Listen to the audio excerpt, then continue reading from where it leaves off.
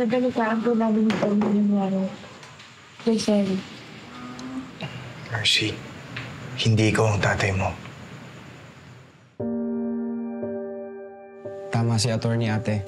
Gaya ng sabi mo sa akin, hindi ko kasalanan yung mga nagawa ni Kuya at ni Papa. Huwag mong sisihin yung sarili mo.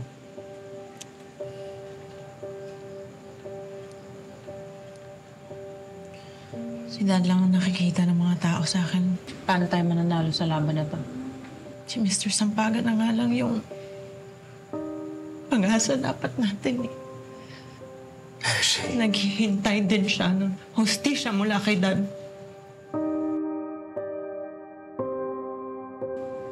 Mercy. Hindi dito magtatapos ang laban mo.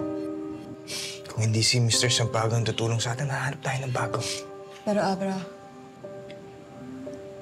mukhang si Mr. Sampagan na yung last shot natin. Hindi ako susuko. Kailangan kong makuha ang tiwala niya. Kaya nung pagkuha ko ng tiwala niyo,